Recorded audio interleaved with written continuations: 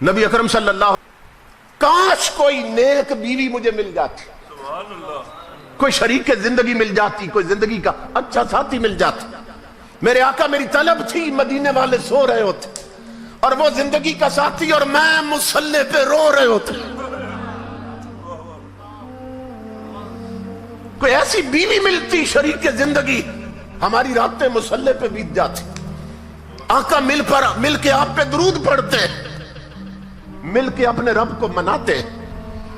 کوئی نیک شریف بیوی مل جاتی، مگر غریبی نے ایسے پنجے گاڑے ہیں کہ نہ کوئی رشتہ دیتا ہے اور نہ کبھی میٹھا کھا سکا۔ قربان جائیں حضور کی رحمت پر۔ امام الانبیاء نے فرمایا بلال عثمان غنی کو بلاؤ، صدیق اکبر کو بلاؤ، حضرت علی المرتضیٰ کو بلاؤ۔ اصحاب کو بلایا حضور نے اور اس جوان سے پوچھا تیری نظر میں کوئی رشتہ ہے؟ اس نے عرض کی آقا میرے چچا کی جوان بیٹی ہے، نیک بھی ہے شریف بھی ہے، مگر غریبی کی وجہ سے توجہ نہیں کرتا۔ امام الانبیاء نے اس کے چچا کو بلایا، فرمایا تیاری کر، اپنی بیٹی کو جا کے دلہن بنا، اسی وقت میں نے تیری بیٹی اسے دے دی ہے، ابھی رخصتی ہونی، ابھی نکاح ہونا ہے۔ عثمان غنی کو فرمایا، حضرت علی المرتضیٰ کو فرمایا جاؤ ان دونوں کے لیے کپڑے لاؤ۔ کسی صحابی کو فرمایا برتنوں کا انتظام کرو، کسی کو فرمایا چارپائیاں لاؤ، کسی کے ذمہ چادریں لگا دی حضور نے، سارا جہیز اکٹھا کر لیا حضور نے۔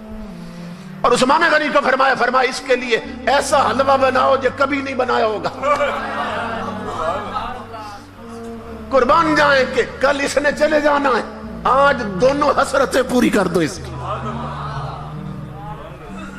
اتنا بھلا تو ماں نہیں چاہتی جتنا حضور چاہتے ہیں۔ امام الانبیاء کے غلاموں، مسجد نبوی میں اس کا ابھی حضور نے نکاح پڑھا دیا۔ ایک صحابی سے فرمایا تیرا گھر خالی ہے، تو اسے دیتا ہے؟ اور اس کی آقا قربان، فرمایا اس گھر میں اس کی بارات لے جاؤ، دلہن بھی پہنچاؤ، حلوہ بھی پہنچاؤ، سامان بھی پہنچاؤ۔ امام الانبیاء کے غلاموں، سب کچھ پہنچ گیا۔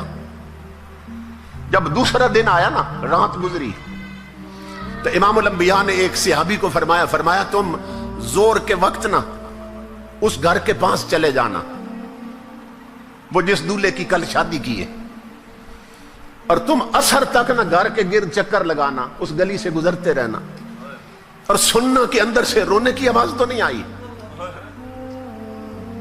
اور جو ہی رونے کی آواز آئے مجھے بتانا تو نے آ کے۔ تاجدار انبیاء کے غلاموں، وہ صحابی عصر تک وہاں رہے، گلی میں جب جائیں اندر سے ہنسی کی آواز آئے، خوشی کی آواز تو آئے، رونے کی نہ آئے۔ عصر کا وقت ہوا، وہ حضور کی بارگاہ میں حاضر ہوئے۔ امام الانبیاء نے فرمایا میرے غلام کیا خبر ہے؟ عرض کی آقا وہاں تو کوئی رونا نہیں ہے، اندر سے تو ہنسی کی آواز آ رہی، اندر سے تو خوشیاں پنپ رہی۔ امام الانبیاء سجدے میں گرے، مولا یہ کیا راز؟ جبریل فرشتوں کا سردار ہے، اس نے خبر دی تھی کل زور کے وقت جوان نے فوت ہو جانا ہے، اور ابھی تک وہاں رونے کی آواز نہیں آئی، اندر خوشیاں ہنسی ہیں۔ مولا کیا راز ہے؟ اللہ رب العزت نے آواز دی میرے حبیب مجھے اپنی عزت کی قسم جو جبریل نے بتایا تھا سچ بتایا تھا، تقدیر یہی تھی آج اس جوان نے مر جانا ہے، زور کے وقت فوت ہونا ہے، لیکن میرے حبیب جب آپ نے اس کی شادی کر کے سامان بھیجا، کھانے کا انتظام بھی آپ نے کیا تھا، جب آپ نے کھانا بھیجا نا تو عشاء کے وقت دلہا دلہن نے جب دسترخوان لگایا کھانے کے لیے، میرے حبیب ادھر وہ لقمے توڑنے لگے، ادھر دروازے پر کسی بھوکے نے آواز دے دی، اس نے آواز دی تھی میں کئی دنوں کا بھوکا ہوں، مجھے کھانا دو۔ جسے آپ نے دولہا بنایا تھا اس نے دلہن سے کہا، اس نے کہا میرے لیے یہی کافی ہے، مجھے تیرے جیسی شریف بیوی مل گئی،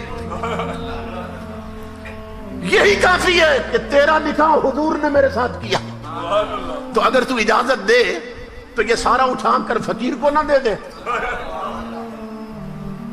اللہ رب العزت فرما رہا میرے حبیب جو میٹھا اس نے کبھی نہیں کھایا تھا آج ملا وہ بھی اس نے میرے نام پہ دے دی.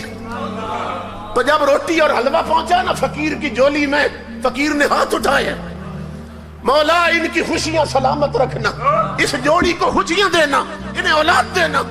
اے میرے حبیب مجھے اپنی عزت کی قسم تقدیر وہی تھی کہ اس نے مر جانا ہے لیکن جب غریب کے ہاتھ اٹھے ہیں میں نے تقدیر بدل کر زندگی بڑھا دی ہے. نعرہ تکبیر، نعرہ رسالت، نعرہ رسالت، نعرہ حیدری، تاجدار ختم نبوت، عظمت و شان مصطفیٰ کریم. سبحان اللہ سبحان. اس لیے میری ماں بہنوں بیٹیوں میرے بزرگوں اور جوانوں اڑوس پڑوس میں دیکھو کوئی بھوکا تو نہیں سو گیا کوئی بیمار تو نہیں دوائی کے لیے تو نہیں تڑپتا ہے کوئی بچے ایسے تو نہیں تمہاری سرپرستی کے محتاج تو نہیں ہے.